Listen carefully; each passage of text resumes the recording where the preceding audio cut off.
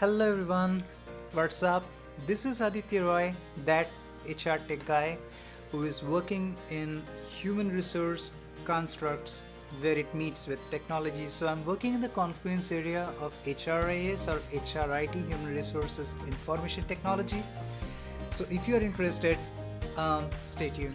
So if you're someone like me who is working with Fortune 100 clients in an advisory capacity, in a consultative capacity, or if you're part of enterprise IT, maybe you're a human resource business partner, a researcher, someone who is owning a business, people from the cross-functional domains such as finance, supply chain, operations, the crossroads of technology such that it often crosses paths with one domain to another. So if that happens, I would love to know your perspective. I started my journey from a recruiter. So I started as a recruiter, gradually moved into the talent engagement space, did a little bit of manpower planning and handle the entire gamut of talent supply chain, being a human resource business partner. And there are some composite domains in which I have worked, like and stuff like that. And from there I have moved into client-facing consulting. So I've served fintech clients, healthcare, life sciences, US government, Canadian retail, just to name a few. So we know about HR consulting, but what is this HR technology partnership? And this is a really interesting area in itself, and I'm really excited to be able to talk to you. So if you like what I'm going to discuss today, I would truly appreciate if you let me know what you think about it, whether we are syncing. Even if not, that's even better. So I'd like to understand your standpoint on that. Maybe it might lead to some collaboration in future. So my LinkedIn profile will be in the description box. Please do check it out. I try to answer all my questions on YouTube as well as on my LinkedIn. Thank you for being here. Really means a lot.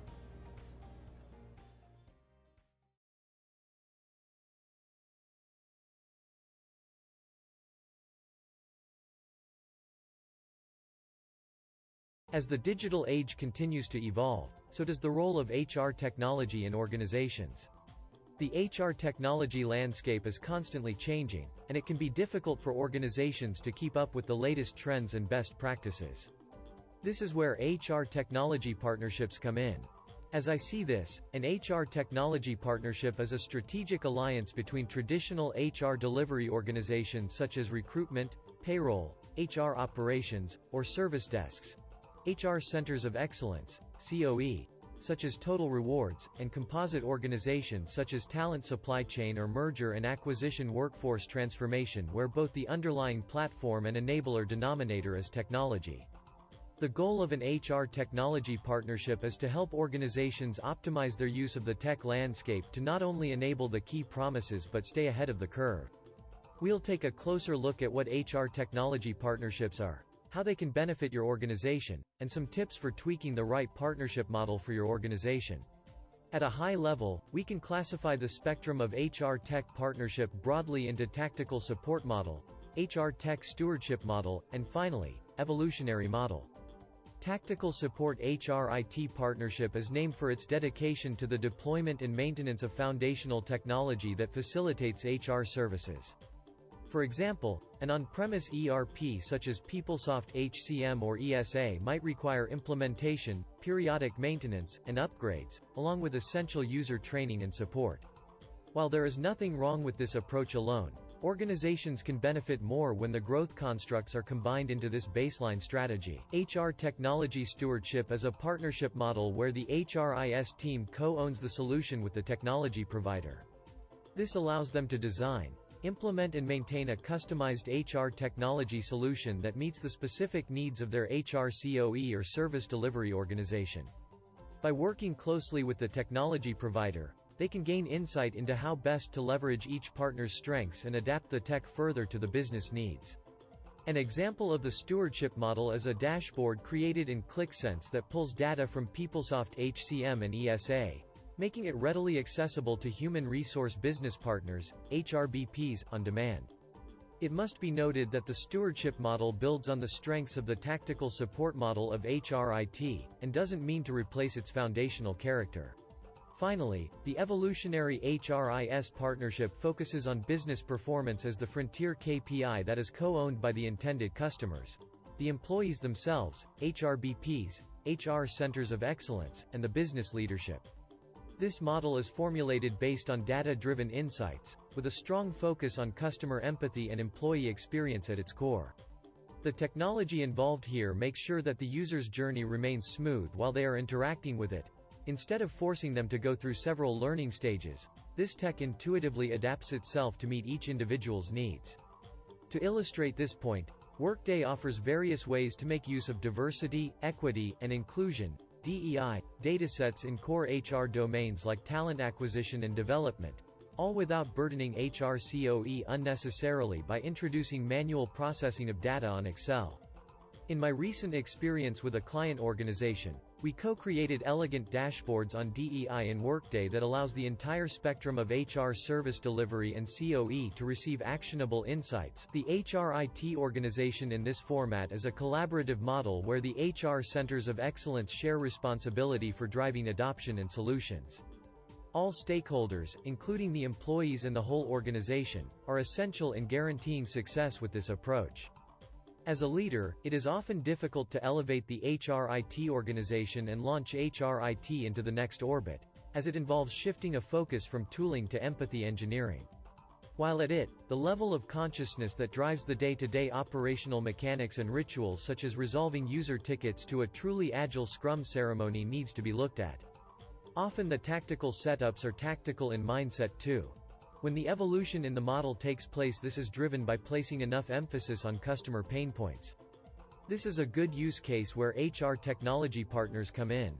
I have fair reasons to recommend the following, in transformation of your HRIT space. Although it may sound cliched, evaluating the satisfaction levels of internal customers within your organization like employees, HR professionals and leadership is important to understand if they are content or discontented with the state of HRIS technology. Let this be the foundation for tracking progress and kickstarting transformation. Empathy mapping is a powerful exercise that encourages HR technology and HRCOE teams to think about the application of technology from the perspective of their employees, HRBPs, and business leaders. By applying a customer service mindset, the team can best identify areas for improvement in user experience and adoption. The team should strive to understand how the solution fits into each user's needs. By design, your HRIT model needs to be concrete just enough to provide the foundational support that your business needs, and flexible enough so that it can organically grow with your organization. Monitoring the evolution of this transformation is necessary for success. The KPI should be altered to reflect that, such as showing how many tickets are being processed and highlighting when HRIS teams collaborate with the domain experts at COE, resulting in new solutions that demonstrate a business benefit. Researching these experiments while utilizing the deep knowledge base within COE should remain a priority. Managing the change and cultural construct of your HRIT teams is an ongoing effort.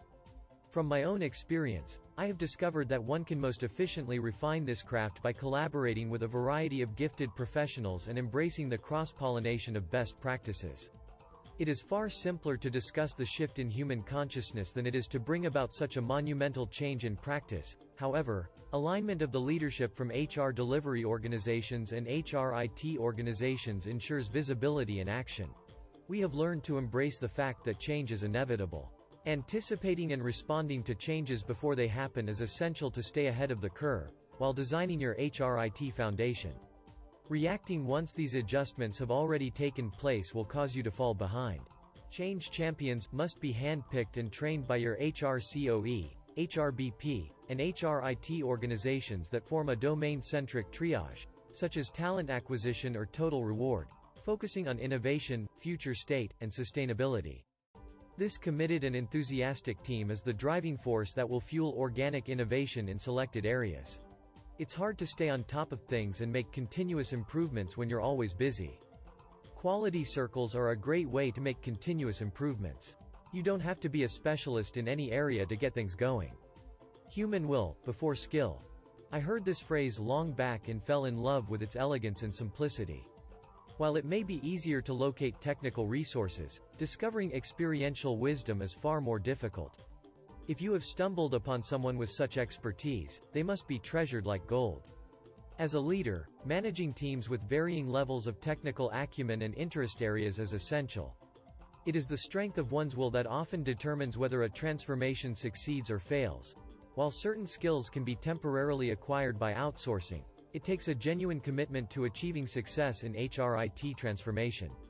It is no secret that we are essentially engineering mindset, rather than the operating model.